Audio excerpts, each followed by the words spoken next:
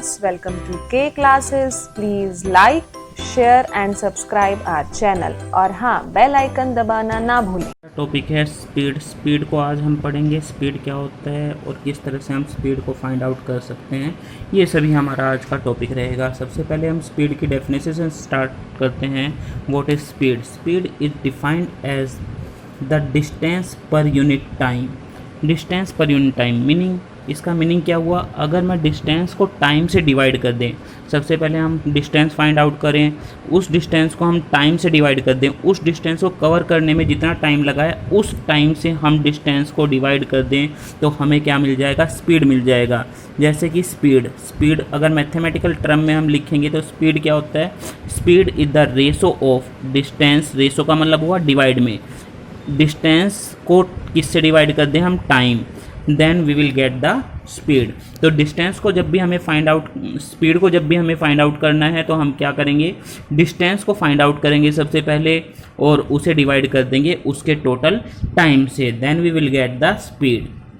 Speed की SI unit जो होती है वो होती है मीटर पर सेकंड और स्पीड एक स्केलर क्वांटिटी है। इट मीन्स हमें स्पीड के लिए डायरेक्शन की रिक्वायरमेंट नहीं है, सिर्फ हमें उसका मैग्नीट्यूड फाइंड आउट करना है। हमें ये नहीं बताना कि आपका ऑब्जेक्ट नॉर्थ में जा रहा था, साउथ में जा रहा था, वेस्ट में जा रहा था, एक्स डायरेक्शन में, वाई में, किस डायरेक्शन में मूव कर रहा है, उससे स्पीड का कोई भी मतलब नहीं है। सिर्फ हमें उसका मैग्नीट्यूड चाहिए। मीन्स वो 20 मीटर है, 30 मीटर है, 40 मीटर है, सिर्फ ये रिक्वायरमेंट है। यही चीज़ आपको फाइंड आउट करनी है स्पीड के लिए, और किसी भी चीज़ की हमें इसमें रिक्वायरमेंट नहीं है।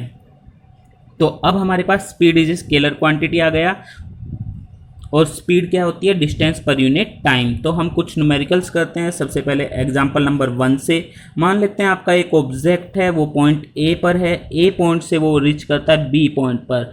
ए से बी तक की टोटल डिस्टेंस आपके पास हमने मान ली है 5 मीटर है। ए से बी तक का आपको टाइम लगा है 1 सेकेंड। देन आपको स्पीड निकालनी है। स्पीड किसके इक्वल होती है? स्पीड अभी फॉर्मूला बताया है। स्पीड का फॉर्मूला क्या होता है हमारे पास? डिस्टेंस अपॉन में टाइम। इट मीन्स डिस्टेंस को हम किससे डिवाइड करेंगे? टाइम से डिवाइड करेंगे, तो हमारे पास क्या आ जाएगी? स्पीड आ जाएगी। ए से बी तक पहुंचने में आपको कुल टोटल कितनी डिस्टेंस की रिक्वायरमेंट हुई? 5 मीटर, क्योंकि डिस्टेंस क्या होता है? Actual path travelled by an object. तो ए से बी तक का एक्चुअल पाथ क्या है? 5 मीटर। तो डिस्टेंस की जगह हम पुट करेंगे 5। टाइम कितना लगा ए से बी तक में? 1। तो आपके पास 5 को 1 से डिवाइड करिए तो आंसर आ जाएगा 5 मीटर पर सेकंड। इट मीन्स आपके पास स्पीड का आंसर कितना आ गया है? 5 मीटर पर सेकंड आ गया है। इसी तरह से हम न्यूमेरिकल करेंगे सभी। दूसरा न्यूमेरिकल, सेकंड न्यूमेरिकल हमारे पास किस तरह का? मान लेते हैं ऑब्जेक्ट मूव किया A to B, then it move from B to C. सबसे पहले ए से बी चला, फिर बी से सी, बी से सी मान लेते हैं, ए से बी मान लेते हैं 5 मीटर, बी से सी मान लेते हैं 4 मीटर। ए से बी तक ऑब्जेक्ट को रीच करने में लगा है 1 सेकेंड, बी से सी रीच करने में आपको टाइम लगा है, ये भी 1 सेकेंड है। देन आपको अब स्पीड निकालनी है। Speed is the distance per unit time. तो ऑब्जेक्ट को ए से सी तक पहुंचने में कितनी डिस्टेंस कवर करनी पड़ी?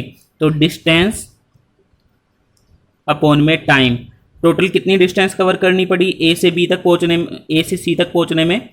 तो ये क्या होगा? ए से बी में कितनी पहुंचनी पड़ी, कितनी डिस्टेंस है, प्लस बी से सी तक कितनी डिस्टेंस है। ए से बी तक की डिस्टेंस आपको पता है 5 मीटर है, क्योंकि ये लीनियर पाथ पे मूव कर रहा है, प्लस में बी से सी भी लीनियर पाथ है, उसमें कितना लगा है? 4 मीटर। 4 + 5 कितना आ गया? Total 9 metre. Time, total time A से बी तक 1 सेकेंड लगा है, बी से सी तक 1 सेकेंड लगा है, तो टोटल टाइम कितना हो गया ए से सी तक? 2 second. Then so the value of speed is 9। Total distance 9 हो गई, डिस्टेंस हो गई 2। 9 को 2 से डिवाइड करेंगे तो कितना आ जाएगा? 4.5 मीटर पर सेकेंड। ये है लीनियर पाथ में। तो सबसे पहले इसमें स्पीड फाइंड आउट करने के लिए हमें क्या रिक्वायरमेंट है? डिस्टेंस रिक्वायरमेंट है। हमें डिस्टेंस फाइंड आउट करनी है। अगर हमने डिस्टेंस फाइंड आउट कर ली तो हमें उससे किससे डिवाइड करना है? टाइम से। Then we will got the our speed. तो हमारे पास क्या आ जाएगी? स्पीड आ जाएगी। ये हमारे पास थे लीनियर पाथ। अब लीनियर पाथ के बाद हमारे पास आएगा सर्कुलर पाथ पर। अगर ऑब्जेक्ट सर्कुलर पाथ पर मूव कर रहा है तब स्पीड की वैल्यू क्या होगी? तो हम मान लेते हैं आपके पास एक ऑब्जेक्ट है पॉइंट ए पर, वो एंटी क्लॉकवाइज डायरेक्शन में मूव कर रहा है। ए से ऑब्जेक्ट दोबारा से फिर ए पॉइंट पर ही आ गया है, और पूरा सर्कल कंप्लीट करने में उसे टाइम लगा है 1 सेकेंड। पूरा सर्कल कंप्लीट करने में उसे टाइम लगा है 1 सेकेंड। तो आपको ऑब्जेक्ट की स्पीड निकालनी है। स्पीड के लिए आप फिर से फॉर्मूला होगा आपके पास distance per unit time. Speed का फॉर्मूला चेंज नहीं होगा, स्पीड का formula distance per unit time ही रहेगा। अब डिस्टेंस की बात करते हैं। जब मैंने आपको डिस्टेंस पढ़ाया था तो आपको बताया था कि सर्कुलर पाथ पे जब भी हमें डिस्टेंस निकालनी है तो फॉर्मूला क्या रहेगा, 2 पाई आर थीटा अपॉन में 360। मान लेते हैं इस सर्कुलर पाथ की जो रेडियस है वो कितनी है, 1 मीटर है, तो आपको डिस्टेंस निकालनी है। डिस्टेंस को डी मान लेते हैं, 2 पाई आर की वैल्यू कितनी है, 1 इंटू थीटा। ए से ए तक पहुंचने में टोटल कितना एंगल ट्रेवल किया है, एक सर्कुलर पार्ट को कंप्लीट करने में कितना एंगल होता है, 360 होता है। तो 360 को 360 से डिवाइड करेंगे, ये कैंसिल आउट हो जाएगा। तो डिस्टेंस की वैल्यू कितनी आ गई आपके पास, 2 पाई आ गई। तो इसे मैं थोड़ा रब कर देता हूँ यहाँ से। तो आपके पास डिस्टेंस की वैल्यू आ गई है, डिस्टेंस की वैल्यू हमारे पास आ गई है 2 पाई। डिस्टेंस की वैल्यू हमारे पास कितनी है, 2 पाई। अब 2 पाई, पाई की वैल्यू कितनी होती है, 22 बाई डिस्टेंस। डी से हमें डिस्टेंस को हमने डिनोट किया था डी से, तो डी की वैल्यू आ गई आपके पास 2 पाई। पाई की वैल्यू हमारे पास कितनी होती है, 22/7। तो हम यहाँ लिखेंगे 22/7, इट मीन्स कितना आ गया, 44/7 मीटर। अब आपको फाइंड आउट करना है स्पीड। स्पीड के लिए आप देखिए डिस्टेंस अपॉन में टाइम। डिस्टेंस कितनी है आपके पास, 44/7, और टाइम कितना लगा है आपको टोटल कवर करने में, 1। तो 1 से डिवाइड करेंगे तो आपके पास आंसर क्या आ जाएगा, 44/7 मीटर पर सेकेंड। इट मीन्स आपके पास स्पीड कितनी आ गई है, 44 मीटर पर सेकेंड। ए से ए तक रीच करने में आपकी स्पीड कितनी है, 44/7 मीटर पर second. This is the speed of an object. Next question आप करते हैं, हम करेंगे। एक ऑब्जेक्ट है ए पॉइंट पर, ए से वो पहुंच गया बी पॉइंट पर। तो अब आपको बताना है कि ऑब्जेक्ट की स्पीड कितनी होगी। स्पीड के लिए फिर यहाँ पर दे रखा है जो आपके पास रेडियस है सर्कुलर पाथ पर वो कितनी गिवन है, 1 मीटर गिवन है। तो स्पीड के लिए फॉर्मूला लिखेंगे।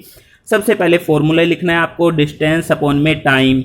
अब मुझे डिस्टेंस के बारे में पता है, जो डिस्टेंस होती है वो क्या होता है, actual path travelled by an object. Actual में ऑब्जेक्ट कैसे मूव कर रहा है, सर्कुलर पाथ पे मूव कर रहा है। सर्कुलर पाथ का जब भी आपको डिस्टेंस निकालनी हो तो वो क्या किसके इक्वल होगी, 2 पाई आर थीटा अपॉन में 360।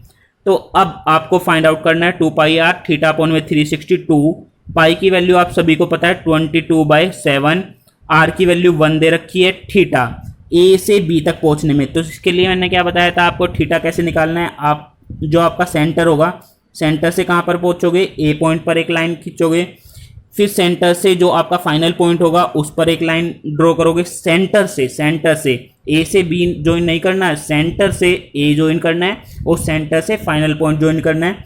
फिर इनका एंगल देखना है, कितना एंगल बना है। एंटी क्लॉकवाइज डायरेक्शन में घूम रहा है तो एंटी क्लॉकवाइज वाला ही डायरेक्शन वाला हम एंगल देखेंगे, कितना बना है, 180 डिग्री। तो थीटा की वैल्यू कितनी हो गई आपके पास, 180 डिवाइड बाय 360। 0 से 0 कैंसिल आउट हो गई, 18 ये 2 पर कैंसिल आउट हो गया, 2 से 2 कैंसिल आउट हो गया। तो कितना बचा आपके पास, 22/7 मीटर। तो आपके पास डिस्टेंस की वैल्यू आ गई 22/7। मान लेते हैं ए से बी तक आपको टोटल टाइम लगा है 2 सेकेंड। ए से बी तक पहुंचने में कितना टाइम लगा था, 2 सेकेंड। अब आपको स्पीड बतानी है, स्पीड कितनी होगी। स्पीड का फॉर्मूला क्या था, डिस्टेंस अपॉन में time, distance divide by time. A से बी तक पहुंचने में टोटल आपके पास कितनी डिस्टेंस आ गई है, 22/7।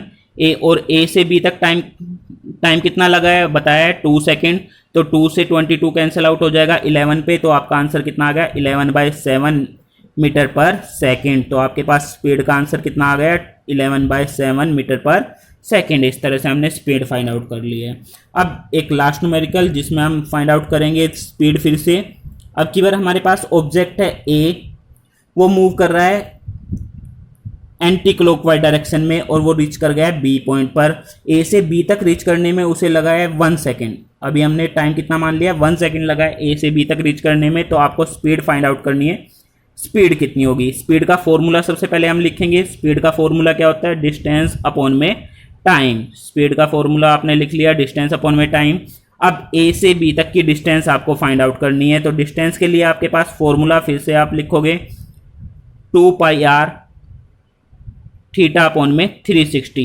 रेडियस हमें गिवन होनी चाहिए। गिवन कितनी है मान लेते हैं, रेडियस कितनी है 1 मीटर है, तो आपको डिस्टेंस निकालना है। डिस्टेंस को मैं डी से डिनोट कर रहा हूँ 2 पाई। पाई की वैल्यू आप सभी को पता है 22/7।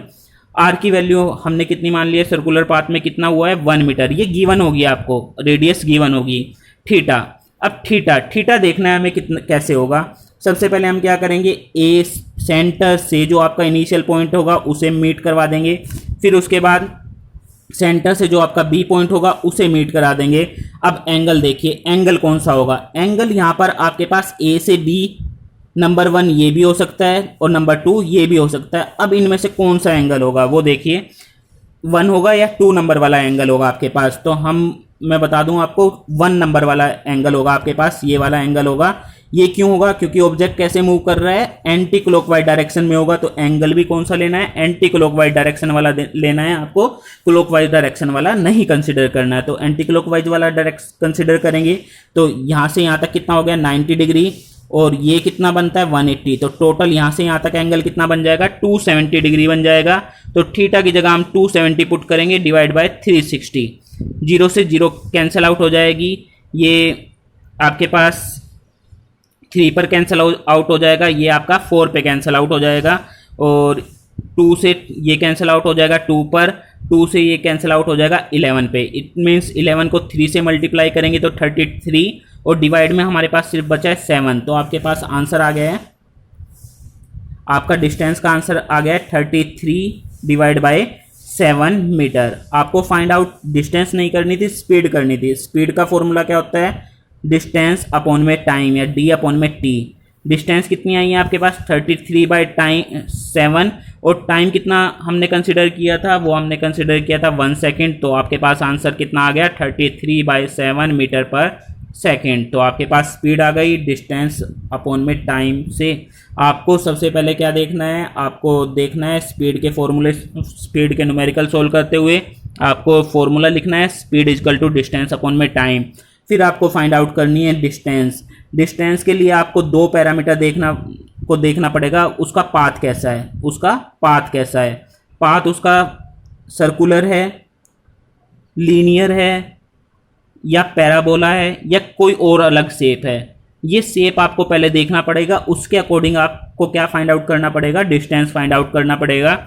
जैसे ही आप डिस्टेंस फाइंड आउट कर लोगे तो आपको सिर्फ क्या करना है, टाइम से डिवाइड करना है। टाइम एक्चुअली आपको गिवन होता है मैक्सिमम केस में, तो उसे डिस्टेंस को टाइम से डिवाइड करेंगे तो आपकी क्या आ जाएगी, स्पीड आ जाएगी। It is so simple. Okay, bye. We hope you enjoyed our video. For personal online physics classes, you can contact us at 9992125662, or you can email us at kclassesconcept@gmail.com.